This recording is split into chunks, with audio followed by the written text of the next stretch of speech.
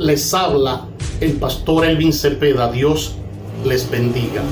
Hemos hablado de este tema de política varias veces, pero nos hemos interesado en traer otro tema más. ¿Qué dice la Biblia sobre la política? Sabemos claramente que la política es un quehacer elaborado para el bien común, y todos nosotros hemos sido diseñados para vivir en una sociedad. Pero como cristianos debemos conocer qué dice la Biblia en cuanto a la política. No podemos negar el hecho de que hay funcionarios políticos cristianos. También que hay cristianos que son extremistas y que para ellos tiene un gran peso el ámbito político hasta caer en el fanatismo. Para otros hermanos en la fe, la política es pecado y es un órgano que opera bajo la influencia del mismísimo diablo. Pero ¿qué nos dice la Biblia sobre la política? ¿Será pecado que el cristiano tenga preferencias políticas? ¿O la única posición que aprueba la Biblia es ser apolítico? Hoy veremos qué nos dice la Biblia de esto. ¿Qué relación habrá en la Biblia y la política? La política como tal no es condenada por la Biblia. Al contrario, la Biblia durante los libros históricos de Samuel, Reyes y Crónicas da luz de la política como algo esencial para la sociedad. La política como tal tiene como misión darle un orden correcto y funcional a la sociedad.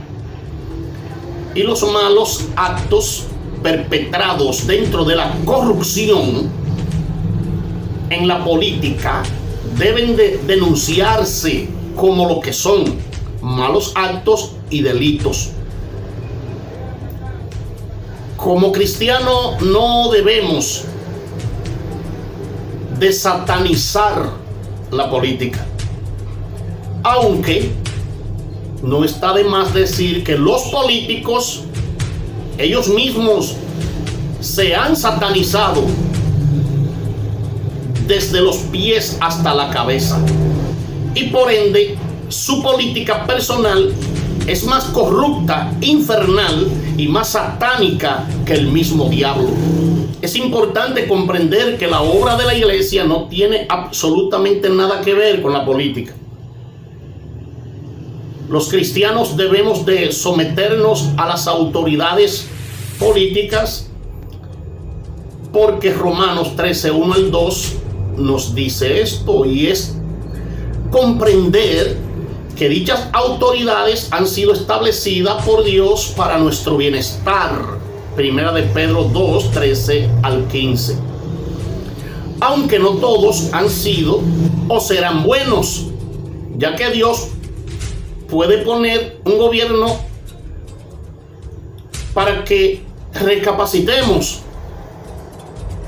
de algún pecado o desvío de hacia su presencia. Recordemos a Nabucodonosor. Dios lo llamaba mi siervo, siendo impío y aterrador. Lo llamaba mi siervo porque lo utilizaba para hacer recapacitar a su pueblo Israel. Siempre lo utilizaba. Y es nuestra obligación también orar por las autoridades. Primera Timoteo 2, 2 al 3.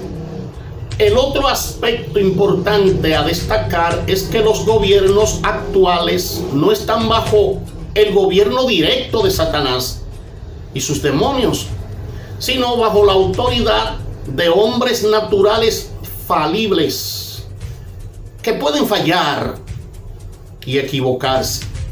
Por esta razón es nuestra obligación orar por los gobiernos para que Dios les dé entendimiento y sabiduría, y así como dice la Biblia, podamos vivir quieta y reposadamente. Todos los males morales que puede ejercer un gobierno son producto del abuso del libre albedrío con el cual Dios dotó a los gobernantes, y bajo ese contexto ellos decidieron hacer lo malo. Claro está que al orar por el gobierno, la influencia del reino de las tinieblas sobre los funcionarios políticos públicos perderá efectividad y Dios tomará el control de ellos y del cristiano y la política.